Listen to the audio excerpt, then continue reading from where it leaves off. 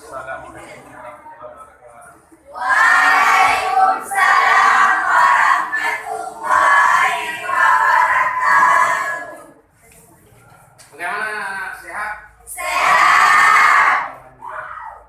Baiklah, untuk hari ini kita memulai pelajaran dengan membaca doa.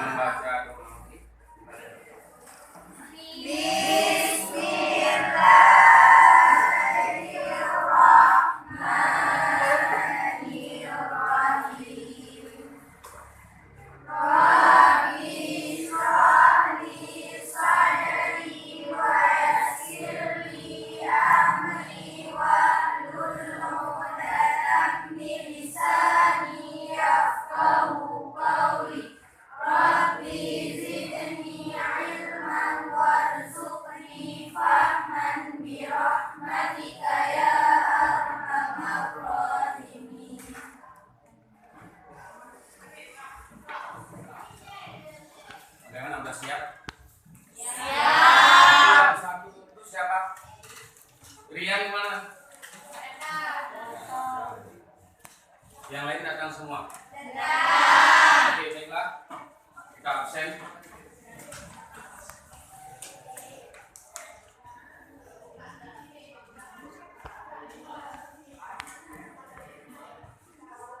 Hari ini berarti tanggal 21 ya? Tanggal 21. Bulan berapa? Bulan 2. Salah.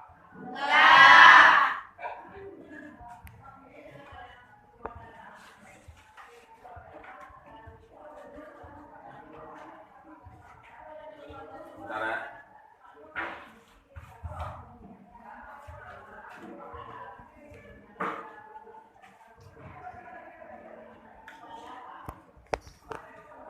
Al-Fikriyah. Volumenya dibesarkan untuk tadi. Ya. Amira.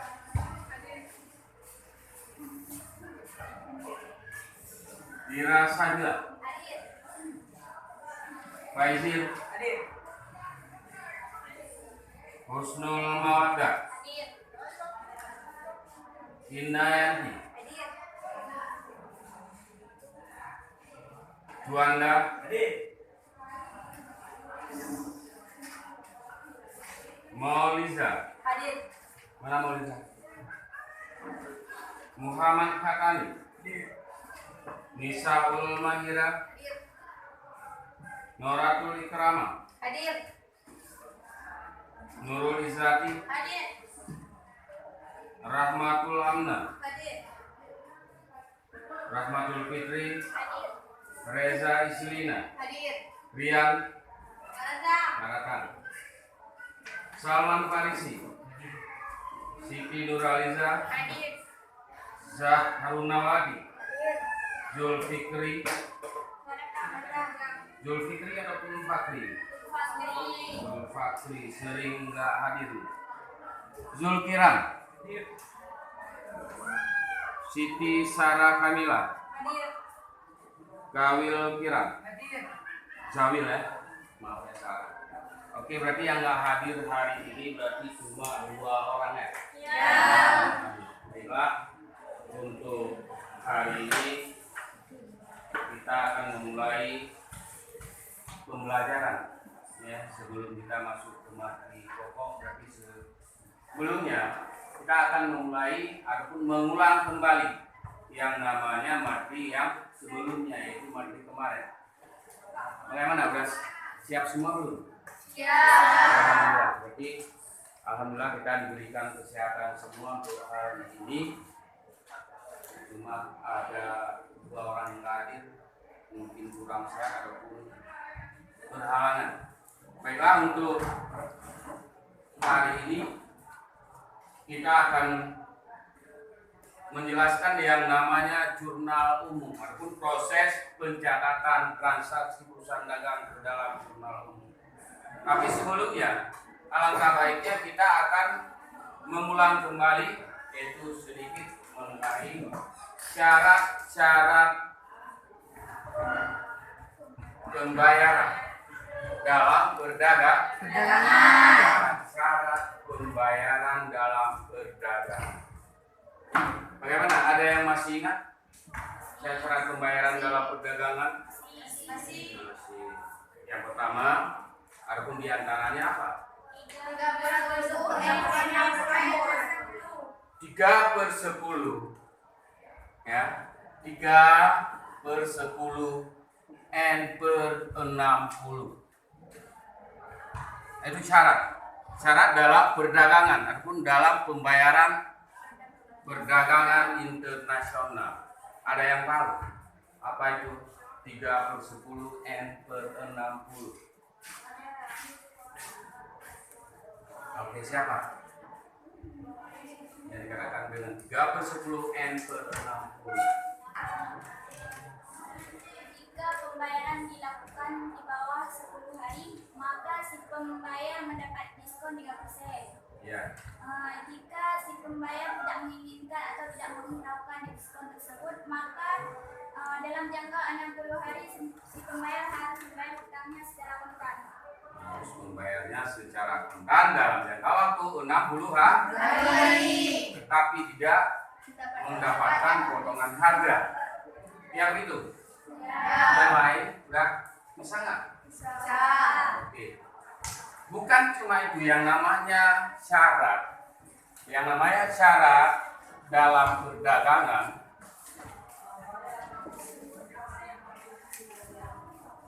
bukan cuma ini. Ada yang namanya EOM. Itu ya, EOM itu berarti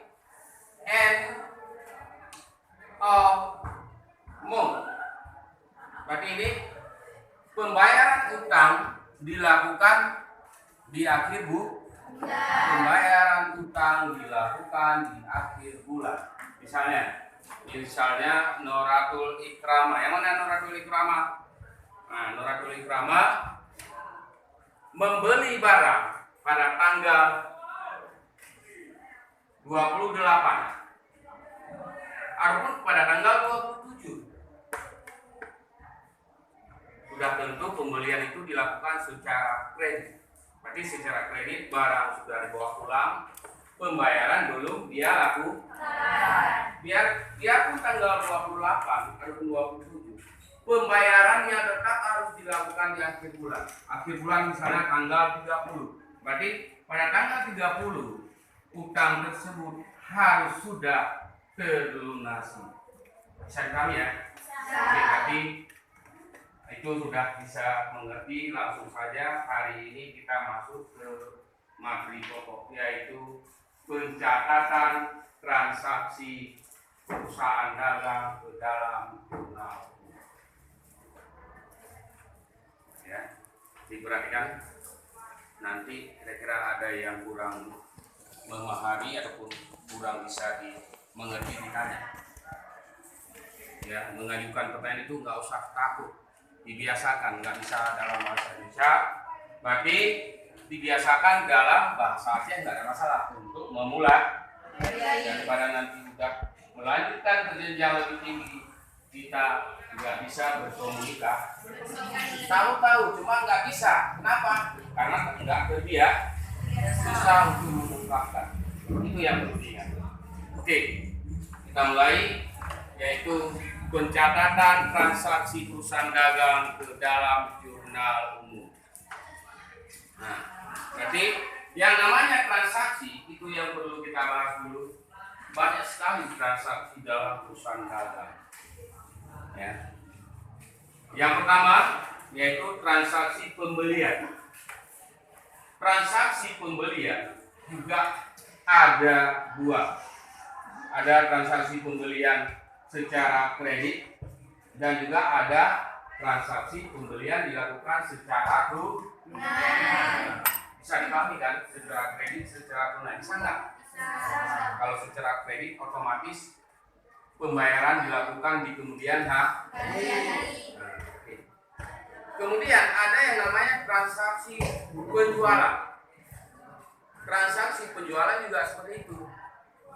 Penjualan secara kredit, penjualan secara tunai.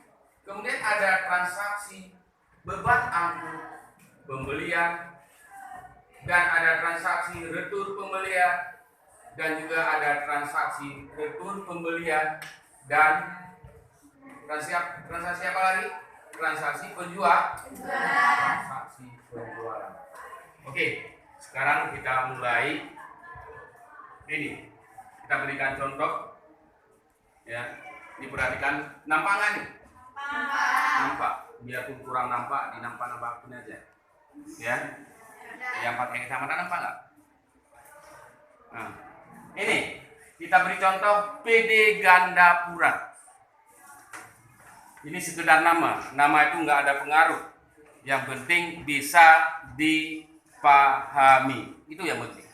Nama itu bisa saja diberi nama sendiri, nggak ada masalah. Yang penting bisa dipahami. PD Gandapura pada bulan Januari 2020. Bulan Januari tahun 2020 melakukan transaksi sebagai berikut. Nah, ini kita lihat pada tanggal 3. Pada tanggal 3 itu nggak dicantumkan lagi bulan ya, nggak dicantumkan lagi yang namanya tahun karena sudah ini. Nah, di atas membeli barang dagang dari toko Sehati seharga Rp 10 juta dengan syarat 3/10 N/60. Itu syaratnya. Berarti ada kaitannya dengan kemarin. Kemarin kita belajar yang namanya syarat-syarat dalam perdagangan internasional. Dalam berdagang, ada internasionalnya beda ini, ya. Oke. Berarti ada kaitan materi yang kemarin dengan materi hari ini, yaitu syarat. Nah, ini juga jelas syarat. Transaksi pada tanggal 3 itu otomatis dilakukan secara kredit.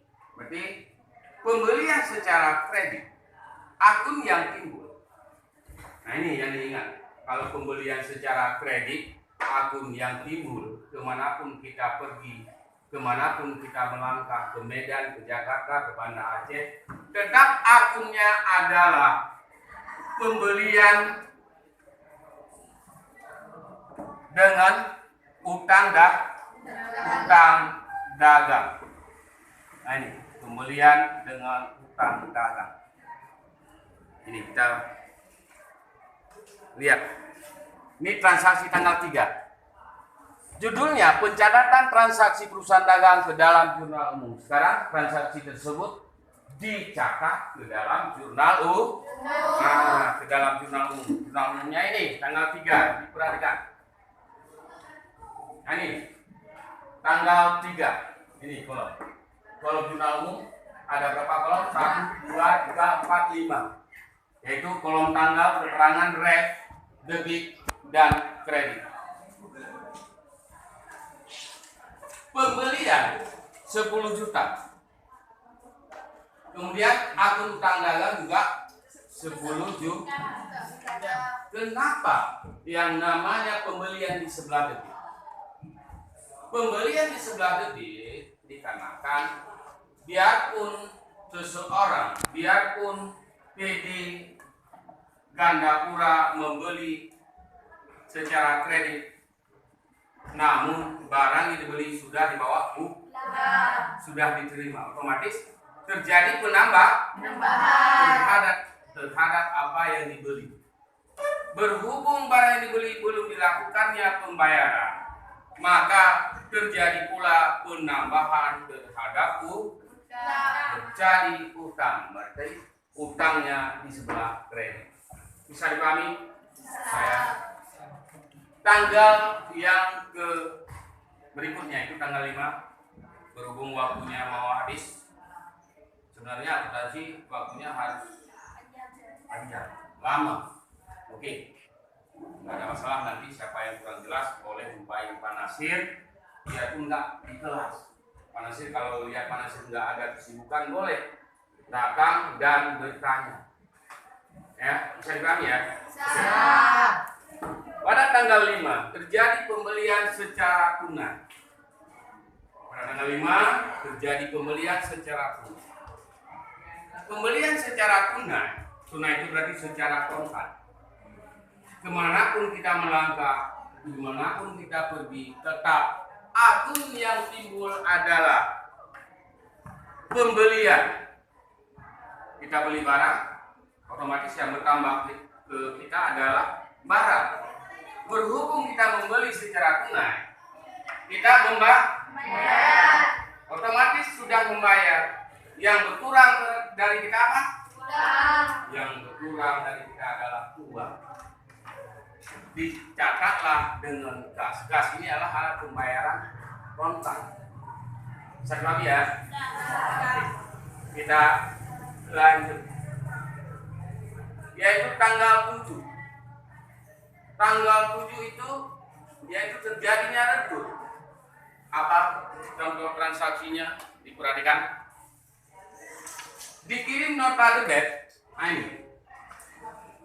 Dikirim nota debit kepada toko sehati atas pembelian barang dagang tanggal 3 yang lalu. Dikirim nota debit. Otomatis itu adalah apa? Retur pembelian dan pengurangan harga. Kenapa terjadinya retur? Ada yang tahu nggak?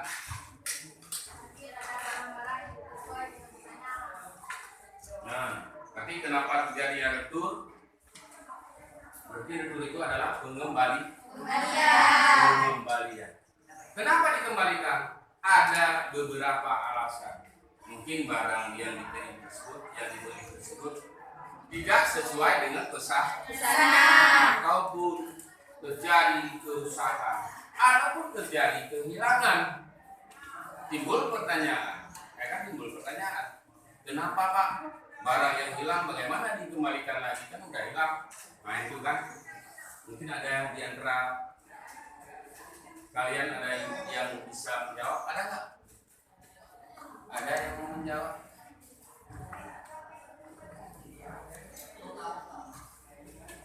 Jangan bengong. Jangan cuma melihat Pak Nasir bingung. Kenapa lihat Pak Nasir? Karena Pak Nasir wajahnya lucu ya? Ya. Mungkin bengong lihat Pak Nasir. Kenapa? Karena melihat Pak Nasir aneh. Singkawai Pak Nasirnya. Nah. Oke. Ada nggak? Ada ya? Berarti kenapa Pak dikembalikan barang yang hilang? Kan udah hilang, bagaimana dikembalikan lagi? Uang. Berarti yang dikembalikan itu adalah bagaimana dikembalikan uang, sedangkan pembelian dilakukan secara kredit. Begini, arti daripada pengembalian. Misalnya, si Nurhaliza, mana Nurhaliza? Nurhaliza membeli ayam sama Pak Nasir 5 ekor. Harga per ekor adalah 100.000 rupiah. Dia belum melakukan pembayaran. Hari ini Pak Nasir mengirim ayam tersebut lewat tukang ojek. Ini tukang ojek tolong diantar ayam 5 ekor ke si Nurhaliza. Sedangkan ada syarat, yaitu seperti tadi 2/10 ataupun 3/10 kan gitu ya. Kemudian sesampainya ayam tersebut ke tangan si Nurhaliza, pas Nurhaliza buka, dilihat yang masih hidup 4 ekor, yang 1 ekornya udah mati. Bagaimana? Barang mati, apakah barang yang sudah mati itu dikembalikan ke Pak Nasir? Tidak. Cukup hanya memberitahukan kepada si penjual. Begitu ya? Apabila si penjual tersebut nggak percaya, kita ada barang bukti. Nggak usah buang dulu. Nah, kan gitu ya. Kemudian itulah yang dikatakan dengan redup. Berarti posisi utang si Nurhaliza, siapa tadi? Nurhaliza ya, yaitu berkurang 100.000 rupiah. Mau Nurhaliza ayam udah mati satu, sedangkan perjanjiannya ada tetap utangnya 500.000. Oke, udah.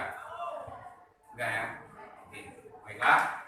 Kalau memang ini sudah bisa dipahami, berhubung waktunya cuma sedikit lagi, kita ambil kesimpulan. Itu ya.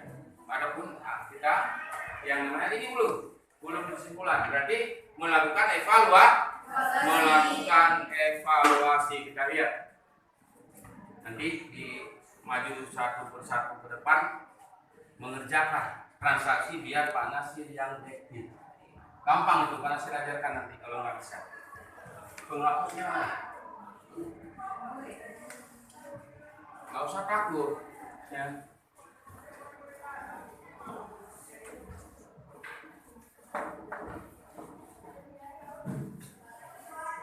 Nggak ada yang mau bertanya? Ada yang mau bertanya sebelum kita melakukan evaluasi? Oke, kalau diperhatikan sebelum kita melakukan evaluasi, ada yang bertanya rep.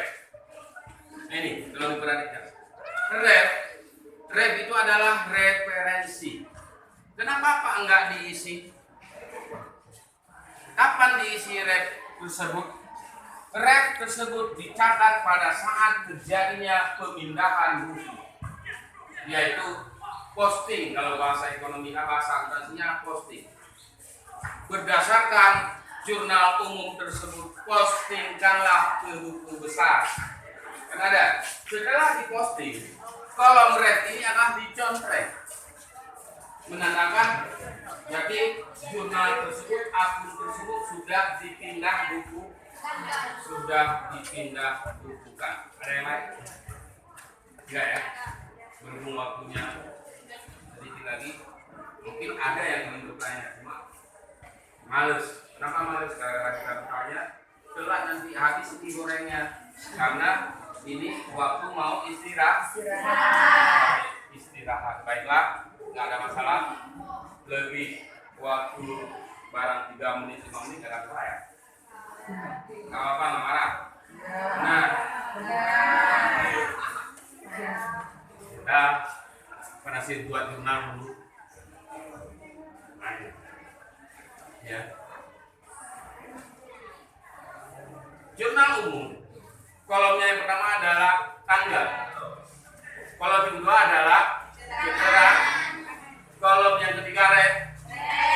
Kolom selanjutnya debit dan kredit. Oke, ini tanggal, keterangan, rep, debit, kredit. Kita ambil contoh tahun 2020. Tahun 2020. Enggak rapi sedikit dimaklum ya. 2020.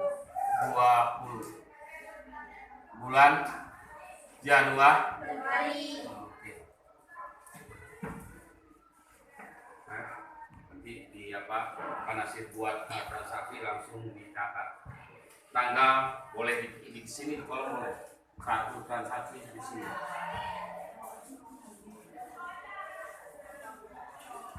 Untuk rapi sedikit, biarpun nggak rapi sekali, ini dihapus. Kalian harus rapi. Oke. Untuk evaluasinya, kita ambil sampel beberapa orang, apakah sudah mengerti ataupun belum. Ya, tolong maju ke depan, saya panggil yang pertama. Adapun diberi kesempatan dulu. Kesempatan dulu, siapa yang mau maju? Tunjuk tangan. Siapa? Ini. Siapa namanya? Husnul Mawaddah. Diperhatikan, yang lain diperhatikan. Didengar dulu transaksinya ya. Kita ambil contoh langsung Anda yang melakukan, bukan orang lain. Berarti Husnul Mawaddah melakukan transaksi pada tanggal berapa kita buat? Pada tanggal 2. Oke, diperhatikan. Pada tanggal 2 Januari 2020 saudari Husnul Mawaddah membeli 5 ekor ayam dengan harga Rp100.000 per ekor dengan syarat pembayaran 2/10 N/30. Berdasarkan transaksi tersebut, catatlah di dalam jurnal umum. Apa yang terjadi? Nah, itu kan sudah dijelaskan tadi.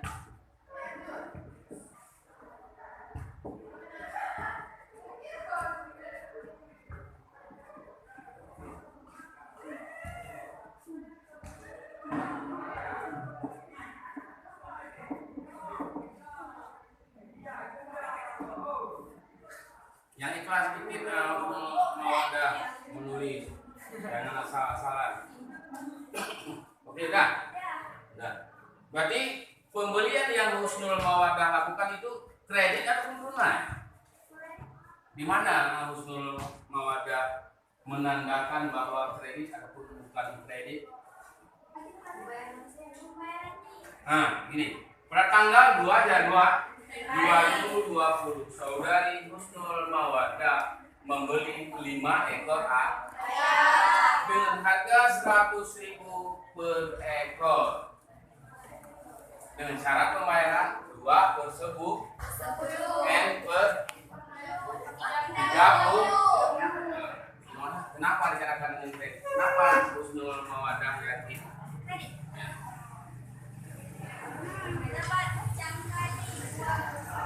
Ada bersyarat. Oke, silakan dulu. Sudah benar. Satu orang lagi. Oke, kita yang lain udah paham semua ya? Baiklah, untuk pertemuan selanjutnya nanti kita adakan ulangan ya, untuk lebih jelas evaluasinya apakah kalian sudah benar atau apakah kalian sudah paham atau belum. Berarti kesimpulan untuk hari ini, kesimpulannya berarti transaksi yang dilakukan dalam jurnal umum ini adalah pembelian secara kredit akun yang timbul. Kalau dicatat itu yang penting, yang penting adalah akunnya yang penting. Pembelian secara kredit akun yang timbul adalah pembelian dengan utang.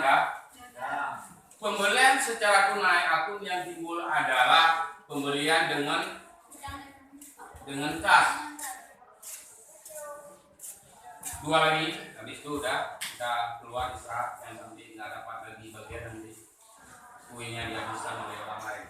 Berarti penjualan secara tunai akun yang timbul adalah kas bertambah. Aku jadi kas, kemudian penjualan secara kredit akun yang timbul adalah piutang dengan penjual. Oke, berarti udah bisa dipahami ya. Kalau memang kurang dipahami boleh supaya Pak Nasir di luar. Apabila Pak Nasir nggak ada kesibukan, udah. Berarti untuk hari ini kita cukupkan di sini. Mungkin insya Allah kalau nggak ada apa-apa diberikan umur panjang, sehat badan, sehat pikiran. Yang penting pikirannya sehat kak. Berarti bertemu selanjutnya kita lanjutkan. Oke? Nah, berarti untuk hari ini kita cukupkan di sini. Berarti kita akhiri. Wabillahi taufiq wal hidayah. Assalamualaikum warahmatullahi wabarakatuh. Waalaikumsalam warahmatullahi wabarakatuh.